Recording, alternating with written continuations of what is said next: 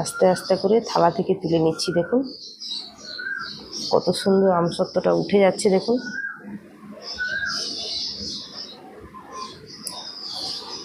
খুব সুন্দর শুকনো হয়ে গেছে আমসত্ত্বটা।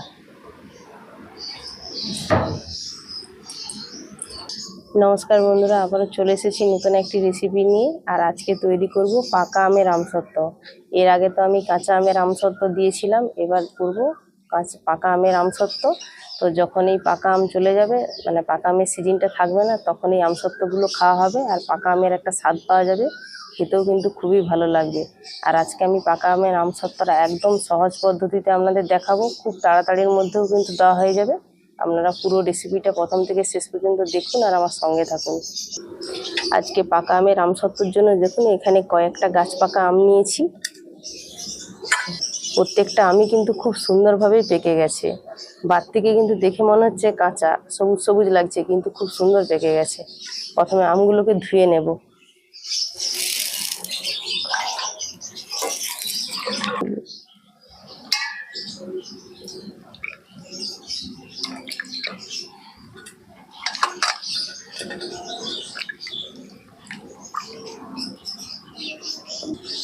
দুদিন আগে আমাদের এখানে রেমাল ঝড় হয়েছিল, তো রেমাল ঝড়ে যে কটা গাছে আম ছিল সব আমই পড়ে গেছে, আর একদমই গাছে আম নেই।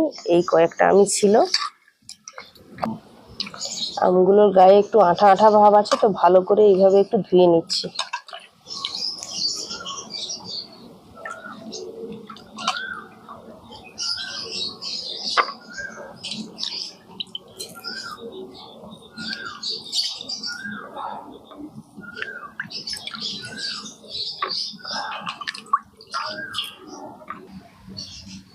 আমগুলোর এভাবে বোখাগুলোকে আমি কেটে নেব। আমগুলো দেখুন কত সুন্দর পেকে লাল হয়ে গেছে। সরাসরি একটা কড়ার মধ্যে নিয়ে নিচ্ছি। প্রত্যেকটা আম দেখুন কত সুন্দর পেকে গেছে।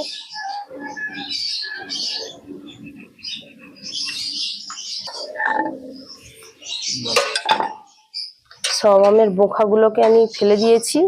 এবার এই কড়ার মধ্যে আমি জল দিয়ে সেদ্ধ করে নেব। এই গোটা অবস্থায় আমগুলোকে সেদ্ধ করব।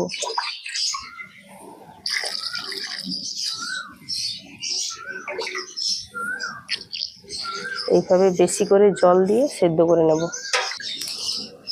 উনুনটা ধরে গেছে, এবার কড়াটাকে উনুনের মধ্যে বসিয়ে দিচ্ছি।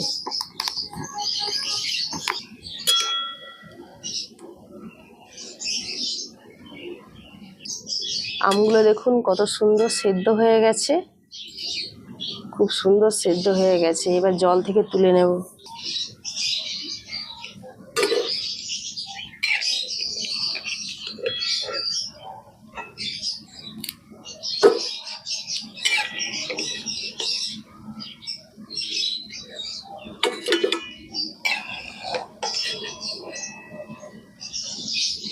আমগুলো দেখুন কত সুন্দর সেদ্ধ হয়ে গেছে, একটু ফাটা ফাটা হয়ে গেছে।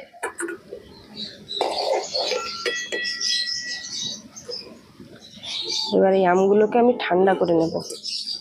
এদিকে আমগুলো ঠান্ডা হতে থাক, আর এদিকে থালাগুলোকে আমি রেডি করে নিচ্ছি। থালার মধ্যে অল্প করে একটু সরষের তেল মাখিয়ে নেব।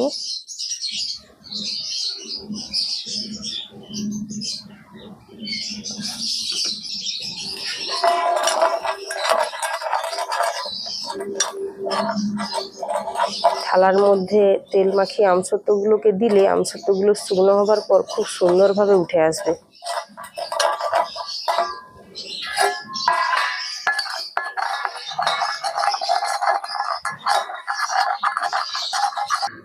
আমগুলো পুরোপুরি ঠান্ডা হয়ে গেছে, এবার আম থেকে মাড়িটা বের করে নেব। প্রথমে আমের ছালটাকে এইভাবে ছাড়িয়ে নিচ্ছি।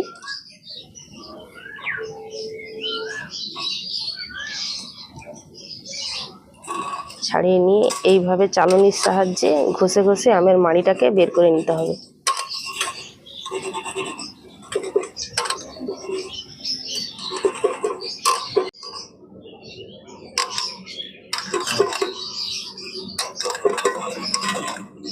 এইভাবে হাত দিয়ে এরকম ঘষে ঘষে নিলেই আমের মাড়িটা খুব সুন্দরভাবে বেরিয়ে যাবে। আর আমের মধ্যে যে একটা চঞ্চ ভাব থাকে সেটাও কিন্তু খুব সুন্দরভাবে ছাঁকা হয়ে যাবে। আমের ওপরটা একটু ঠান্ডা হয়ে গেছিল, কিন্তু ভেতরটা একটু হালকা হালকা গরম আছে, হাতে খুব তাপ লাগছে। একটা আমের মাড়ি বের করে নিয়েছি, আবার একটা আমের মাড়ি বের করব।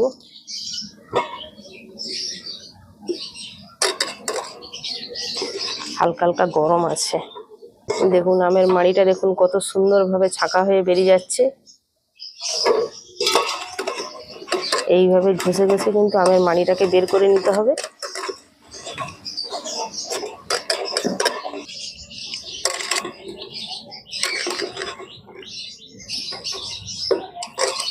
আমের আটিগুলো থেকে দেখুন একদম পরিষ্কার করে আমের মাড়ি বের করে নিয়েছি।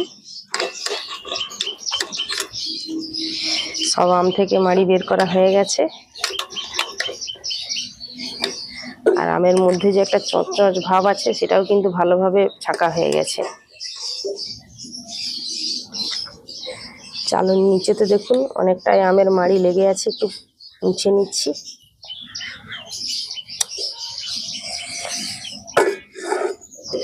দেখুন কতটা আমের মাড়ি বেরিয়েছে দেখুন। এই আমগুলো খুব মিষ্টি, তাই অল্প করে একটু চিনি দেব। 1 চামচ মতো চিনি দিলাম,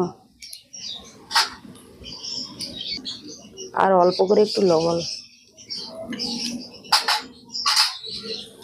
এই আমের মাড়ির সঙ্গে চিনি আর লবণটাকে ভালো করে মিশিয়ে একদম গলিয়ে নেব।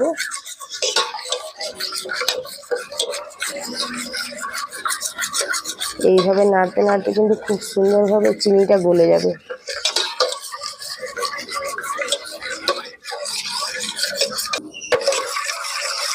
এই পাকা আমের আমসত্ত্বটা দুরকম ভাবে দেওয়া যায়। সরাসরি আমের মাড়ির মধ্যে চিনি আর লবণ মিশিয়ে একটা থালার মধ্যে ঢেলে নিয়ে রোদে শুকনো করে নিলেই কিন্তু খুব সুন্দরভাবে আমসত্ত্ব তৈরি হয়ে যাবে।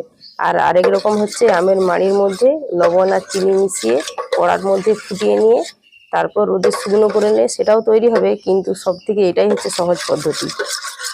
আজকে আমি যেইভাবে করতেছি এটাই কিন্তু সব থেকে সহজ পদ্ধতি। আর বাড়িতে আমরা যখনই পাকা আমের আমসত্ত্বটা দিই এইভাবেই কিন্তু দিই, কোনো ফোটানোর দরকার নেই। সরাসরি আমের মাড়ির মধ্যে চিনি আর লবণ মিশিয়ে নিয়ে থালার মধ্যে ঢেলে দিলেই আর রোদে শুকনো করে নিলেই খুব সুন্দরভাবে পাকা আমের আমসত্ত্ব তৈরি হয়ে যাবে। আমি ছোটোবেলা থেকে দেখে এসেছি আমার মা ঠাকুমা এই পাকা আমের আমসত্ত্বটা এইভাবেই দিত, সেইভাবেই আজকে আমি আমসত্ত্বটা দিচ্ছি।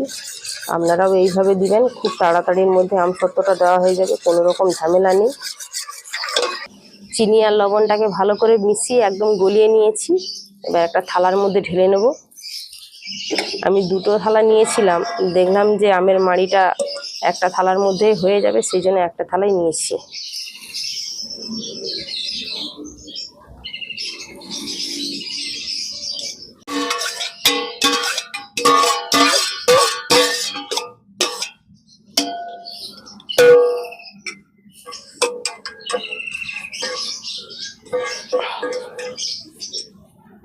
এবার ভালো করে আমের মাড়িটাকে এইভাবে চাড়িয়ে নেব।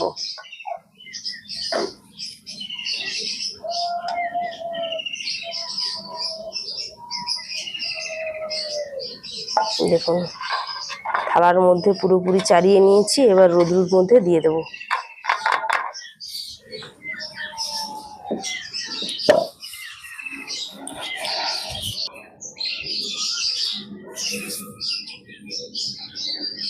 এই থালাটাকে রোদের মধ্যে রেখে দিলাম, এবার 2 দিন ধরে শুকনো হতে থাক।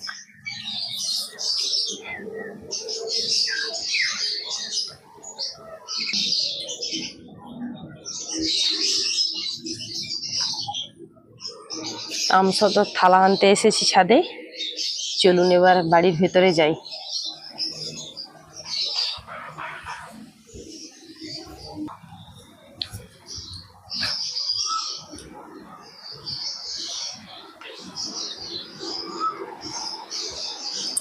আমসত্ত্বটা খুব সুন্দর শুকনো হয়ে গেছে। এই জায়গাটায় দেখুন একটু ফাঁকা হয়ে গেছে, এই জায়গাটা আমার মেয়ে একটু আঙুল বসিয়ে দিয়েছিল আর কি, ও দেখছিল আর কি যে আমসত্ত্বটা শুকনো হয়েছে কিনা, সেই জন্য এখানে একটু ফাঁকা হয়ে গেছে। অসুবিধা নেই, বাড়িতেই তো খাওয়া হবে, আমার মেয়েরাই তো খাবে। এবার থালা থেকে উঠিয়ে নিই। দেখুন আঙুল দিয়েই এইভাবে আস্তে আস্তে করে থালা থেকে তুলে নিচ্ছি। দেখুন কত সুন্দর আমসত্ত্বটা উঠে যাচ্ছে দেখুন।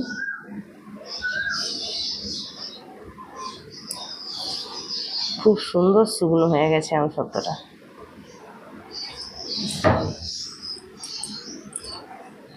আমসত্ত্বটা দেখুন কত সুন্দর হয়েছে দেখুন।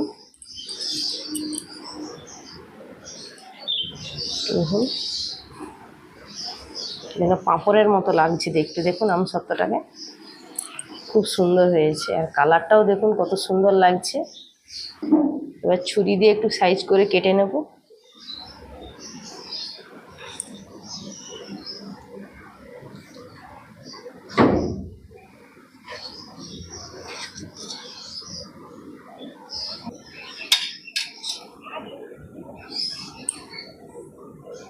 আমসত্ত্বগুলোকে একটু সাইজ করে কেটে নিয়েছি, একটা প্লেটের মধ্যে রেখে দিচ্ছি, পরে কাঁচের জারের মধ্যে ভরে রেখে দেবো।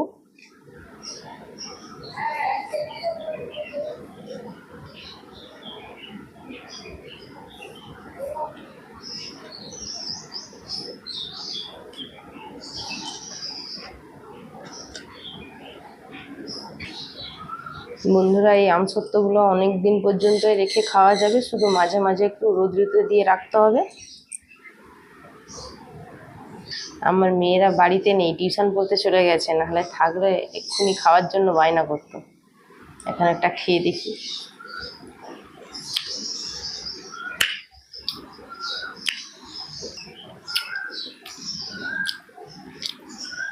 আমসত্ত্বগুলো খুব সুন্দর শুকনো হয়ে গেছে। 3 দিন আমি রোদ্রুতে রেখেছিলাম, ভালোভাবেই শুকনো হয়ে গেছে। আপনারাও এইভাবে আমসত্ত্বটা দেবেন, অনেক দিন পর্যন্তই ভালো থাকবে, শুধু মাঝে মাঝে একটু রোদ্রুতে দিয়ে রাখতে হবে। তো বন্ধুরা, ভিডিওটা আজকে এখানে শেষ করছি। দেখা হবে পরের ভিডিওতে। ভিডিওটা ভালো লাগলে একটা লাইক করবেন, শেয়ার করবেন, কমেন্টস করবেন, আর আমার চ্যানেলকে সাবস্ক্রাইব করে আমার পাশে থাকবেন। যারা ফেসবুক পেজ থেকে দেখছেন অবশ্যই ফলো করবেন। সবাই ভালো থাকবেন, সুস্থ থাকবেন।